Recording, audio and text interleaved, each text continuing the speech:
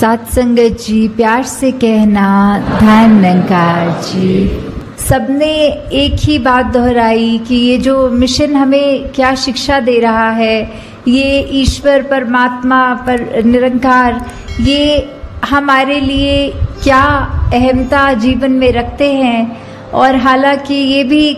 उस तरह से देखा जाए तो हम अगर सिमरन कर रहे हैं और निरंकार प्रभु परमात्मा को याद कर रहे हैं तो उसका उद्देश्य क्या है कि निरंकार को तो कोई फर्क नहीं पड़ेगा कि हम अगर निरंकार को याद रख रहे हैं कि नहीं, पर हमें अपनी इस जीवन काल में किस तरह जीना है वो अगर नज़रिए से देखें तो हम सही रास्ते पे हैं कि गलत, वो जो हमारा एक है मेजरमेंट लेने का कि किस तरफ हैं हम, उसको अगर तोलना हो तो यही पता लगता है कि अगर हम सिमरन करके कोई भी कार्य का डिसीजन ले रहे हों तो हमें अपने आप पता लग जाएगा कि अगर मन में वो कार्य करने का समझ में आता है कि गिल्ट फ्री हो के एक स्वच्छ तरीके से मन के भाव खुश हो रहे हैं तो हम बिल्कुल ठीक डायरेक्शन में चल रहे हैं। और अगर वही बात कि हम कोई कार्य करते हुए भी मन में ऐसे सोच आ रहे हैं कि ये डिसीजन तो बिल्कुल जो सत्संग में सुनते हैं ऐसे चीज़ों से बिल्कुल उलट है, तो हम खुद ही समझ सकते हैं कि क्या हमारा वो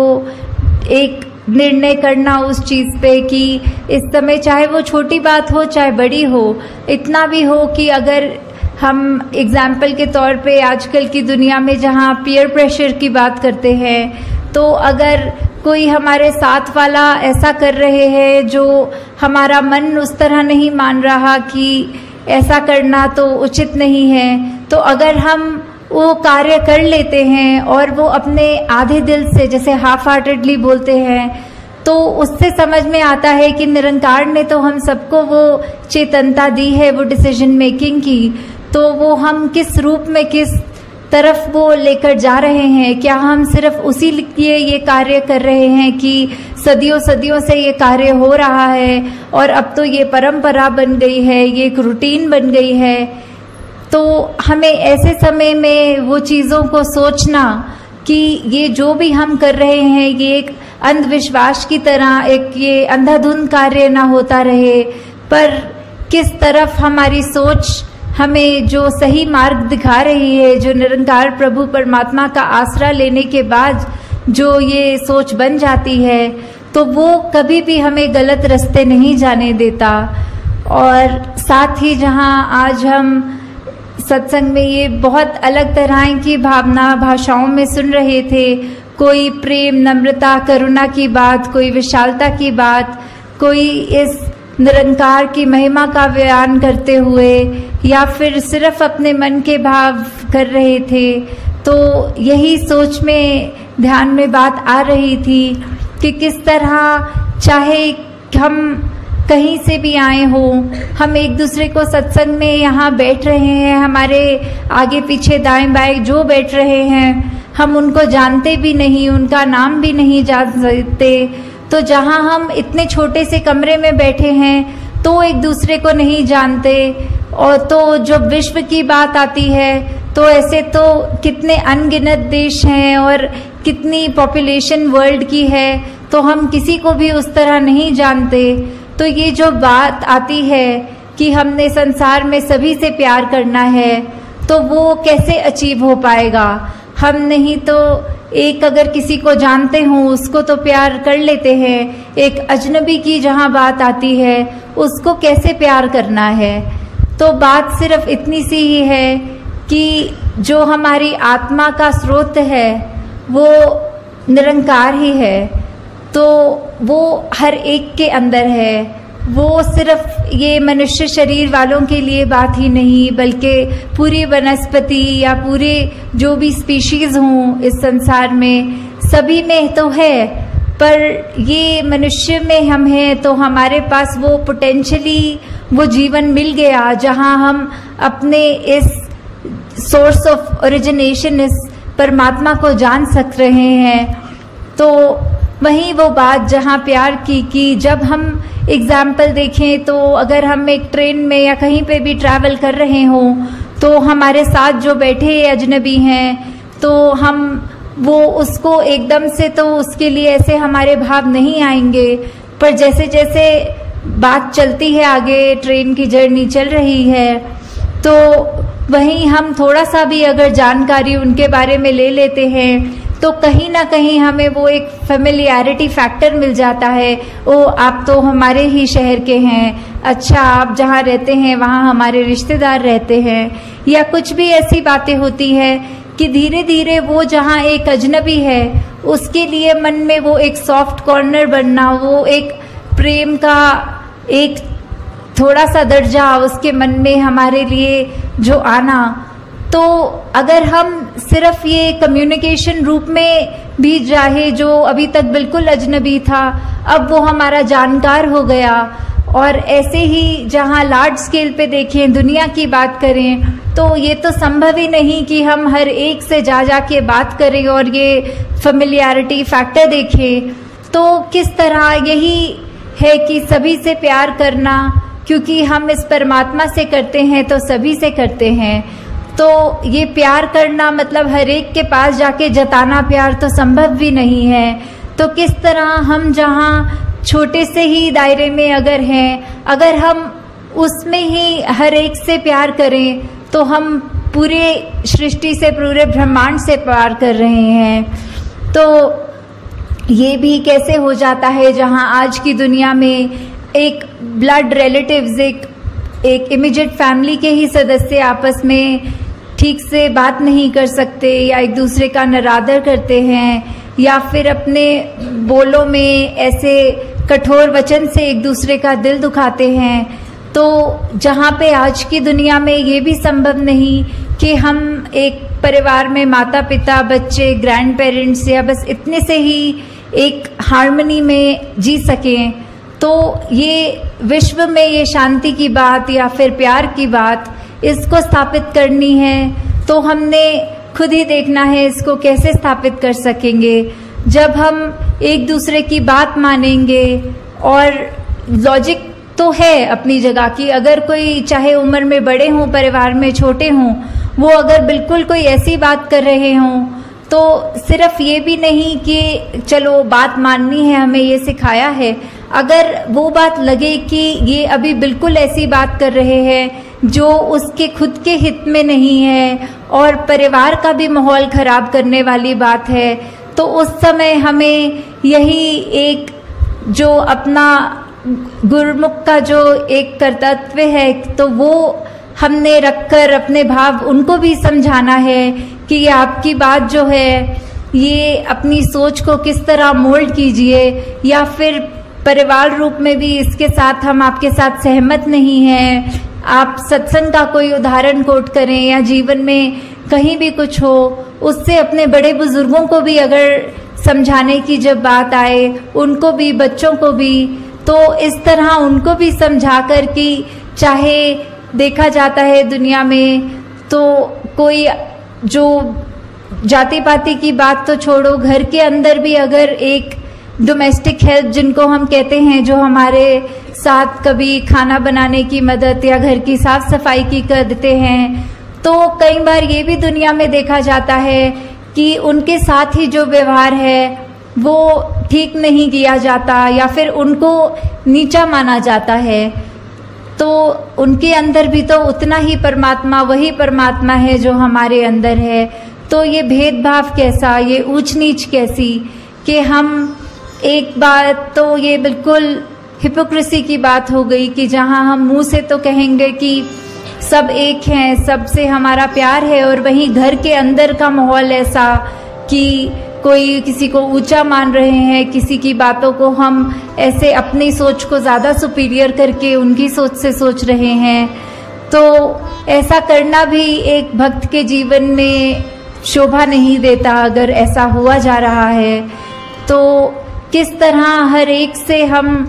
सिर्फ एक वो प्योर इंटेंशन से जब प्यार करेंगे तो वो दायरा हमारा अपने आप बढ़ता जाएगा। जब हमको घर में वो एक खुशी का माहौल इस्टेब्लिश हो जाए, धीरे धीरे जहाँ हम स्कूलों में पढ़ते हैं या काम करते हैं ऑफिसेज में, धीरे धीरे वही माहौल हम जब वहाँ लाएंगे तो एक ये जो रिपल इफेक्ट होता है, जो एक बूंद अगर कहीं पानी में गिरती है तो उसकी एक भीनी भीनी लेयर्स करके वो आगे की ओर जैसे बढ़ता है, तो वही एक विश्व में बात पहुंचेगी। और ऐसे ही ये हम विश्व में चाहे कोई कहीं से भी आया हो, उसको उतना ही प्यार, वो चाहे पहली बार जीवन में मिल रहा हो, बिल्कुल ये अपनेपन की ये एक भावना जो है, उससे जब हम किसी को मिलेंगे, एक मुस्कुरा कर देखेंगे, एक धन्यकार रूप में अपने अहंकार को उनके कदम में रखकर वो नमस्कार रूप चरणों में सर झुकाकर या हाथ जोड़कर जब करेंगे, तो उसी से हम अपने आगे दूसरों तक वो प्यार पहुंचा रहे हैं।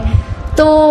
बहुत बार दुनिया में देखा है कि काफ़ी सब कहते हैं हमें ये पसंद नहीं है, हम एक क्रांति लाना चाह रहे हैं। तो सबसे बड़ी क्रांति तो एक हर एक के अपने मन की क्रांति होगी, जहाँ एक कोई मॉब इकट्ठा करने की ज़रूरत नहीं, बस हम अपने आप को बदलते रहें, हमारा जीवन इतना अच्छा हो जाए कि और कोई भी वो जीवन देखे तो बोले इनके जैसा ही बनना है, और वही क्रांति फिर उसके आगे मन में अगले के होगी। और ऐसे ही हम ये जो विश्व शांति, विश्व प्रेम, बंधुत्व, भाईचारा, या हम ये जो हार्मनी इन वननेस की बात करते हैं, वर्ल्ड विदाउट वॉल्स की बात करते हैं, इसको एक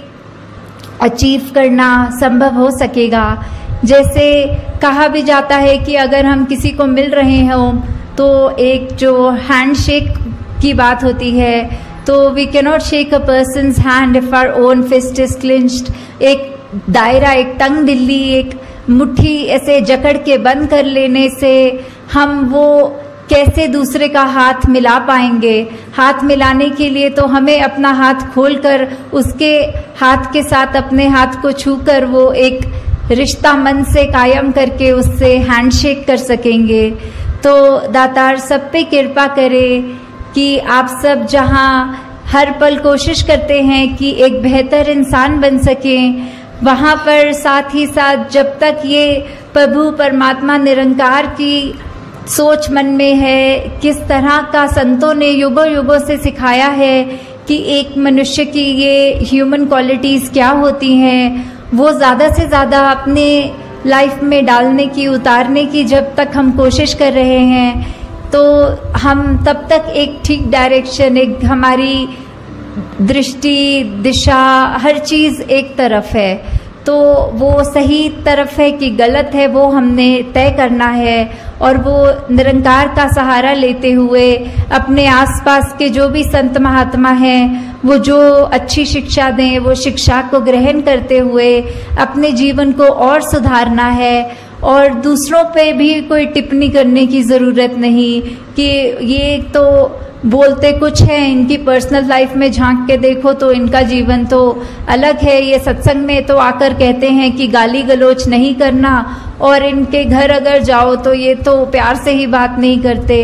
तो वो उनकी अपनी ज़िंदगी है, वो जो रिश्ता उनका फिर आगे निरंकार को पता है उनके साथ क्या करना है। हमने कुछ वो नहीं सोचना कि ऐसा व्यक्ति कहता कुछ है करता कुछ है। हमें सिर्फ अपने लिए, हमारे हित के लिए क्या है वो देखना है कि अगर ऐसा कोई इंसान जिसका हमें पता है कि कर्म रूप अच्छा नहीं पर वो बात अच्छी कर रहा है, उस बात को ग्रहण करना है। जैसे हम सब ने बहुत बार ये एग्जाम्पल सत्संग में सुना भी है कि बाबा गुरबचन सिंह जी के पास जब सब कोई आए थे महापुरुष और कह रहे थे कि आप कहते हैं कि हर एक में उसकी अच्छाई ढूंढनी है, तो आज सुबह आते समय संगत के एक शराबी जो नाले में गिरा हुआ था वो दृश्य देखने को मिला, तो उसमें से क्या अच्छाई अपने जीवन में डालें। तो बाबा जी ने आगे से यही उत्तर दिया कि आप ये सोच लो कि उसका जो जीवन है, हमें ऐसा अपना जीवन नहीं बनाना। हमें अपनी सोच को या कर्म रूप में इतना नहीं गिराना कि अपना कहाँ लेटे हैं, कहाँ बैठे हैं, व्यवहार कैसा है, वो अच्छा ही रखना है। दूसरों की अगर खामियां हैं तो उससे यही सीखो कि हमारे अंदर ये ऐसी खामी ना आ जाए। तो दासी आपका और समय नहीं लेना चाहती और 11 बजे से सब आप पहले ही संगत आए हैं, तो यही एक कामना रखते हुए कि हर एक महापुरुष जो आज यहाँ है वो सिर्फ अपने ऊपर स्वयं के सुधार के ऊपर ही फोकस्ड रहते हुए ये बात मन में लेकर जाएं कि जो भी बात अच्छी लगे, चाहे संसार में रहते हुए चाहे सत्संग में रहते हुए, किसी की ऐसी बात हो कि अगर एक मनुष्य की 10 बातें बुरी और एक अच्छी, तो भी उस मनुष्य से कैसे प्यार किया जाए, उसको रिस्पेक्ट कैसे कर सकें, वो उसकी एक कोई खूबी लेकर उसको उसी तरह प्यार दिया जाए। तो दातार कृपा करे कि सेवा सिमरन सत्संग आप सबकी झोली में जहाँ हमेशा रहे, वहीं सबका ये जज्बा भी वो कायम रहे, एक सुधार के लिए आगे से आगे बढ़ते चले जाएं। जो भी वक्ता, चाहे गीत के रूप में, चाहे स्पीच के रूप में, चाहे कोई भी आयु के थे, चाहे बहनें थी, माताएं थी, बुजुर्ग थे, महापुरुष थे, जो भी भाई बहनों ने भी गाया, तो सभी का ये जो भाव रहा आज सत्संग में वो यही कि हम सब इस परमपिता परमात्मा का दर्शन कर सकते हैं, और जब ये दर्शन हो जाए तो ज़िंदगी भर हम कैसे इसी के एहसास में रंगे हुए होकर अपना जीवन जहाँ चला सकते हैं, और उसी बात को कि कैसे हम मानव बन के आए हैं और ये सारे जो गुण होने चाहिए एक मानव के अंदर वो हमारे जीवन में इस तरह बस जाएं कि हमें बस कोई किसी को ज़रूरत ना पड़े ये बोलने की कि इंसान बनो। और जिस तरह आपके शहर का नाम है हमीरपुर, तो यहाँ अगर उस तरह इस शब्द को तोड़े तो हम और अमीर बनता है, तो हम अमीर कैसे बने, ये ब्रह्म ज्ञान की जो दात है ये जब पा ली तो रूह अमीर हो गई है, तो इसने अब ताउम्र अमीर ही बन के रहना है। तो यहाँ आज जो हरदेव वाणी का ये शब्द है तो उसकी पंक्तियाँ, हाँ जी। कहीं है पर्वत नदी, कहीं पर रेती है, समुंदर है, कितने कितने रूप हैं, फिर भी धरती कितनी सुंदर है। तो किस तरह ये जो हमारी धरती है इतनी सुंदर है, पर्वत भी है, इसमें रेत भी है, पानी समुंदर के तरह, किसी नदी की तरह, या कितना सारा अलग तरीके से पानी भी जहाँ है, तो इतनी भिन्न भिन्न तरह से ये जो धरती में दिखने के लिए तो काफ़ी अलग चीज़ें हैं जिसकी हम सुंदरताएं निहार सकते हैं। तो इसको खूबसूरत ये जो बना रहा है, अगर हम हर एक के गुण भी देखें कि ये जो कुदरत है उसमें अगर जहाँ पहाड़ की जिक्र आ रहा है तो पहाड़ वो कितना ऊंचा, कितना मजबूत, कितना उसमें एक हाइट भी होती है। तो कैसे अगर पानी की ओर देखें तो कैसे नदी नीचे की तरफ आती है और अपने इस सागर रूप में मिलती है, कैसे जो रेत होते हैं ये हवा के साथ मिट्टी की जब बात आती है, तो धरती में कितनी खूबसूरती है, हर एक चीज़ की अपने आप में कितने सारे गुण हैं, फिर भी ये आपस में जब रहते हैं आपस में टकरार नहीं करते। और कैसे हम इंसान इसी धरती पे जब आकर रह रहे हैं तो ये सब चीज़ें हमें दिख रही हैं पर हम इसको ख़राब करने की ओर लगे हुए हैं। ऐसे ही अगर हम अपने मन की तरफ भी झांकें कि कैसे हम एक इसमें संसार में आए तो हैं, चाहे कोई कैसा है, किसी का हमसे फ़र्क है, चाहे कोई दिखने में हमसे अलग है, चाहे वो भोजन अलग तरह का खाते हैं, हम अलग तरह का खाते हैं,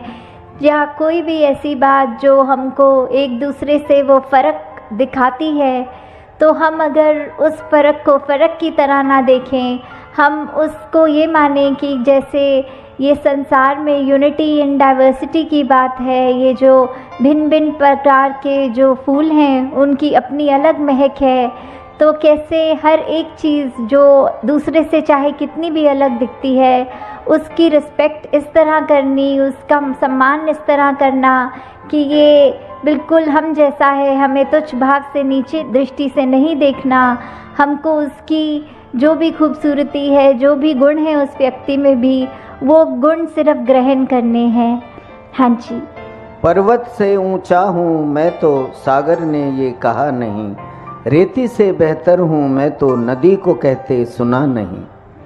तो कैसे ये है वही उदाहरण कि चाहे पहाड़ है, चाहे नदी है, चाहे रेत है, तो ये सब चीज़ें जब आपस में एक दूसरे से अपनी तुलना नहीं करती या दूसरे को ये नहीं दिखाती कि हमारा काम तुमसे ज़्यादा इम्पोर्टेंट है या हमारे अंदर ज़्यादा महत्वता है तुमसे, तो हम इंसान क्यों ये गलती कर जाते हैं जहाँ स्वयं को श्रेष्ठ मान लेते हैं। अगर उदाहरण के तौर पे हम अपने हाथ की ओर भी देखें तो हर उंगली दूसरी उंगली से अलग हाइट की है। अगर हम कोई कार्य कर रहे हैं तो जैसे अगर हमें कोई कुल्हाड़ी या कुछ पकड़ना है तो पूरी मुट्ठी का काम उससे आता है। अगर हमें भोजन करना है तो हमारी 3 उंगलियों का ही काम आता है। अगर हमें फ़ोन पे टच स्क्रीन पे मैसेज करना है तो वो सिर्फ अंगूठे से ही काम हो जाता है। तो हर चीज़, हर उंगली, हर कार्य एक अलग महत्वता है हर उंगली की। तो किसी ने अपने हाथ में ये हमें कहा नहीं कि देखो हमारा काम तुमसे ज़्यादा इम्पोर्टेंट है। तो कैसे हम फिर भी एक कलाई से निकलते हुए ये जो भिन्न भिन्न दिखने वाली उंगलियां हैं हमारे हाथ में, ये जब एकत्व की तरह इकट्ठे एक हाथ में रह सकती हैं, दूसरे को कोई नीचा नहीं दिखाती, फिर भी जो अपना काम है वो पूरी ईमानदारी से करते हैं, तो ऐसे हम ये मनुष्य का शरीर जो हमारा है, तो फिर भी हमारे अंदर वो मनुष्य वाले, मानव वाले गुण क्यों नहीं बस पाते? क्यों हम फिर भी, क्योंकि दूसरा हमसे एक हमारे जैसा नहीं, उससे भेदभाव मन में नफरतें लाद डालते हैं? क्यों हम एक सामने वाले व्यक्ति को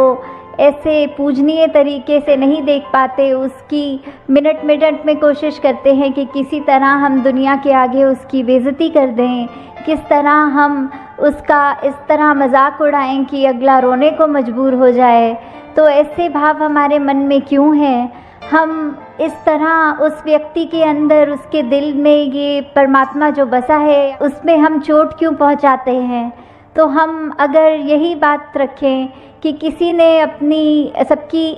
जो भी इम्पोर्टेंस है वो तो हर एक का कार्य, हर एक कोई यूनिक है, ये परमात्मा ने हर एक को बनाया है, हर एक की शक्ल अलग दूसरे से है। हालांकि ये जो फिंगरप्रिंट्स की भी बात आती है कि किसी का एक अंगूठे का निशान दूसरे से नहीं मिलता, परमात्मा ने तो हमें इतना खूबसूरत, इतना हमारे अंदर अलग अलग गुण बसाए हैं, तो फिर हम हर एक के उन गुणों को गुणों की तरह ही देखें। उससे नफ़रत करने के लिए, उससे कोई वैर विरोध की मन में भावना रखने के लिए उसको उस तरह देखें या नीचा नहीं देखें। हाँ जी। लड़ झगड़ के इस धरती का रूप बिगाड़ा इंसान ने, है अफसोस के मानवता को खूब उजाड़ा इंसान ने। कि कैसे धरती तो परमात्मा ने इतनी सुंदर बनाई है, इतना कुछ है जो हमको कार्य में उपयोग की तरह आता है, इस धरती से ही निकला हुआ, और फिर भी हम इंसान ये धरती को उजाड़ने चले हैं। और उजाड़ा भी हमने कैसे है कि हमारी ये मन से ही ये नफ़रत की बात जब आई, हमारे मन में अच्छे गुणों की बजाय जब हमने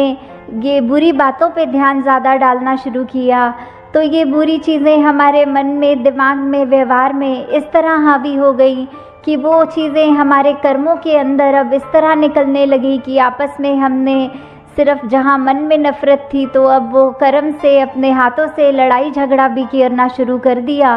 और कैसे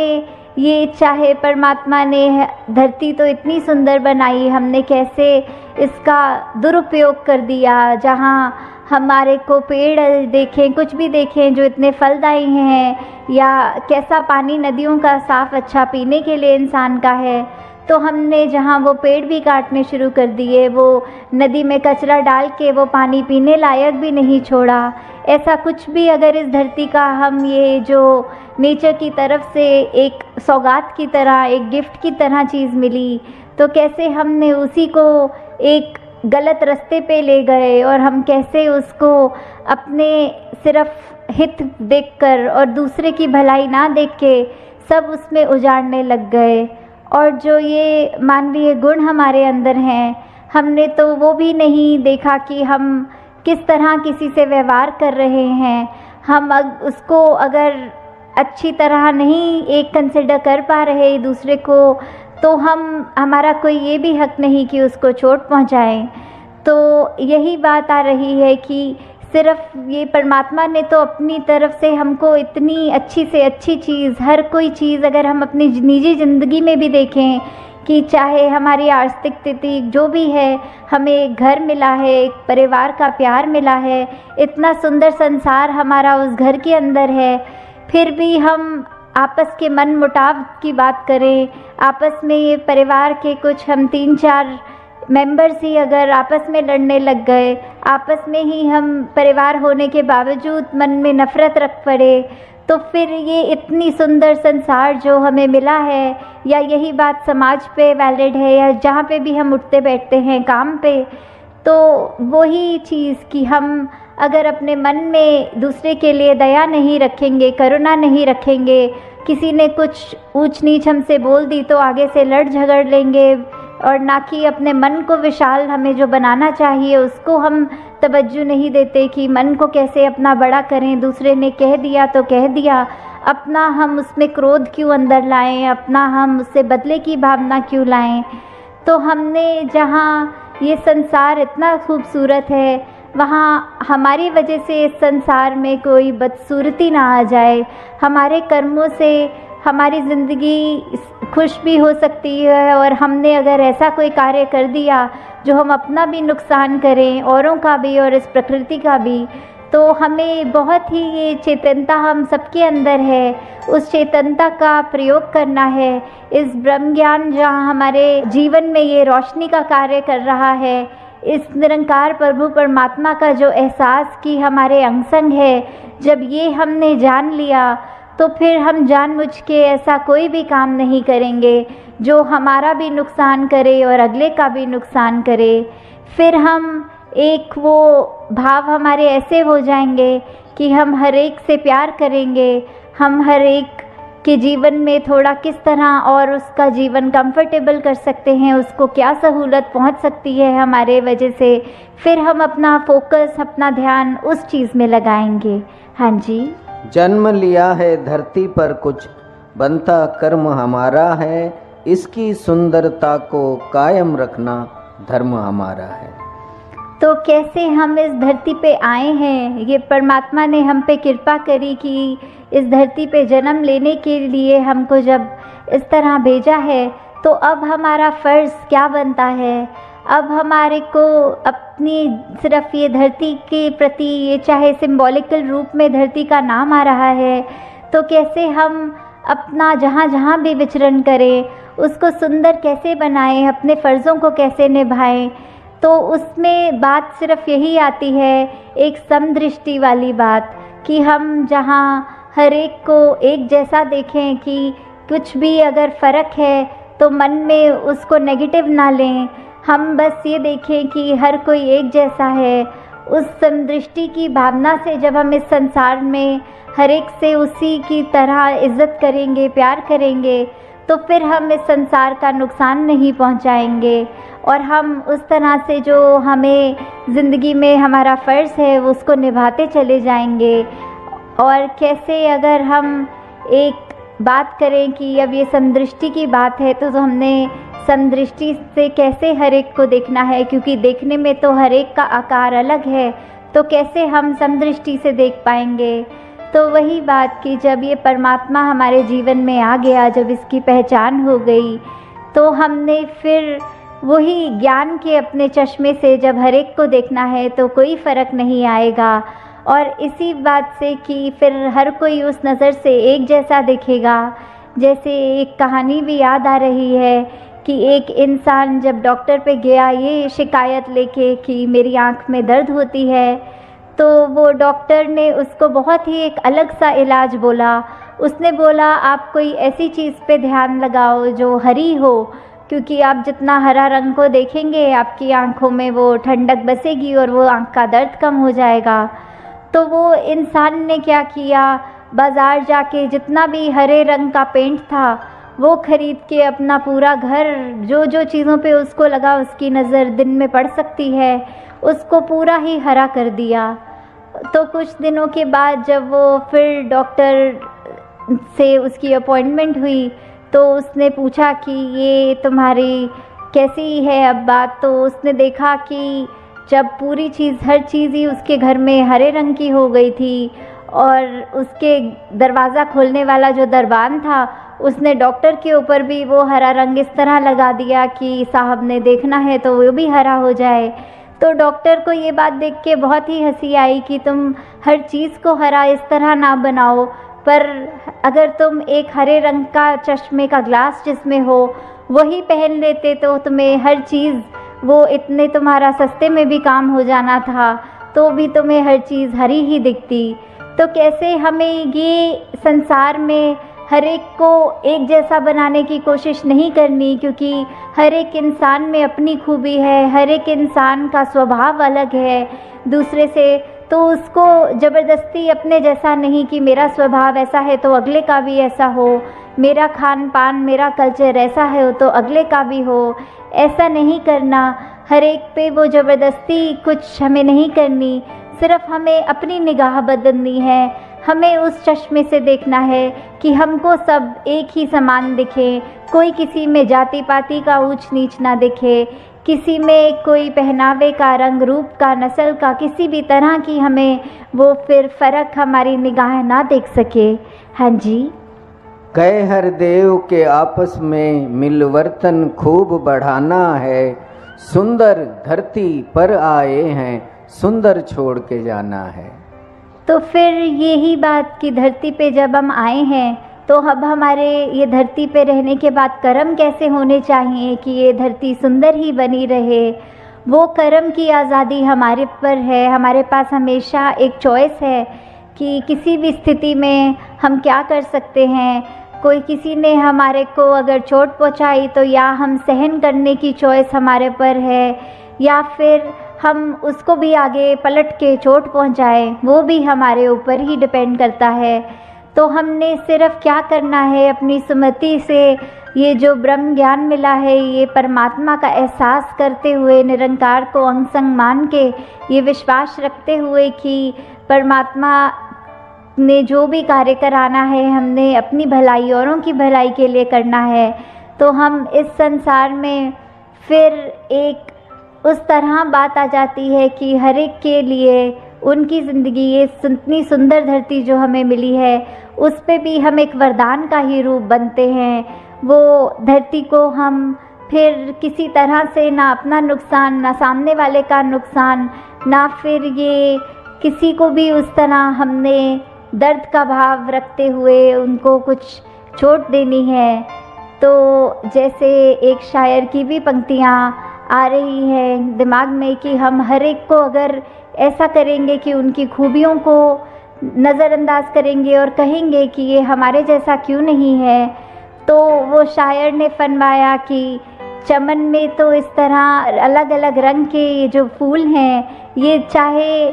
अलग अलग जगहों से भी आ रहे हैं तो भी उनमें हमने ये बिल्कुल फ़र्क नहीं करना। हमने उन पे ये देखना है कि अगर सिर्फ वही हों, हम नहीं हों, तो वही बात की हम ही हम हैं तो क्या हम हैं, तुम ही तुम हो तो क्या तुम हो। तो हमने अकेले में इंडिविजुअली एक एग्जिस्ट ना करते हुए ये जो यूनिवर्सल ब्रदरहुड की बात आती है, ये जो हमारे संसार की बात है, जहाँ एक कहते हैं कि संसार में ये दीवारें हमने खुद ही बना दी हैं और इतनी ऊंची बना दी हैं कि हम इन्हीं दीवारों को अपने अंग संग ऐसा बना गए हैं कि उन दीवारों में फंस गए हैं। हमने दूसरों को एक वो दर्जा देना बंद कर दिया, उनकी खूबसूरती को हमने अप्रिशिएट करना बंद कर दिया। तो हम अकेले अगर ये सोचेंगे कि हमारे दम से ही पूरा संसार संवर जाएगा, तो ऐसा भी नहीं है। हमने सबको साथ लेके चलना है, सबके मनों में अपनी जगह भी बनानी है और औरों को जो भी किरदार के हैं उनको इज़्ज़त देते हुए, रिस्पेक्ट करते हुए अपने जीवन में भी हमें यही बात रखते हुए कि दातार अंत में यही अरदास है कि कृपा करे निरंकार सभी पे कि सेवा सिमरन सत्संग वाला भाव जो है सबका, उसमें दृढ़ता आती रहे और फिर कि ये जो हम अपने जीवन में ऐसे बन जाएं कि हर एक जो भी हमसे मिले वो इसी बात पे देखे कि हम अगर अलग एक किरदार रखते हैं, एक हमारा नेचर, एक हमारा पल पल में दूसरों से बोलने का तरीका इतना अलग है तो क्यों है, तो उस तक भी ये मैसेज पहुँचे, क्योंकि हमें अपनी पहचान हो गई। ये जो हमारे अंदर परमात्मा है, सामने वाले के अंदर जो परमात्मा है, ये वो परमात्मा जिसके टुकड़े नहीं हो सकते, ये छोटी से छोटी जगह से लेके बड़ी से बड़ी जगह तक में होता है। ये पत्ते पत्ते में, रग रग में, ये इतना नज़दीक है कि हमारी आंखें हमारी पलकों से भी जितना डिस्टेंस रखती हैं, उससे भी ज़्यादा तो ये परमात्मा हमसे करीब है। तो जब ये बात जान जाते हैं तो फिर हम जहाँ अपना जीवन भी एक खुशनुमा बनाते हैं, वहीं संसार के लिए भी हम हमेशा अपने दिल से एक ये सेवा भावना, एक परोपकार की भावना रखते हैं। तो दातार सभी पे कृपा करे कि अपना जीवन हम सब बिल्कुल एक ये चलता फिरता प्रचार बन जाए, हमारे जीवन में सारे वो मानवीय गुण आएँ जो हमको इस संसार में खूबसूरती का ही हम एक संदेश खुद बने पहले और फिर दूसरों को दें। साथ संगत जी, प्यार से कहना, धन निरंकार जी।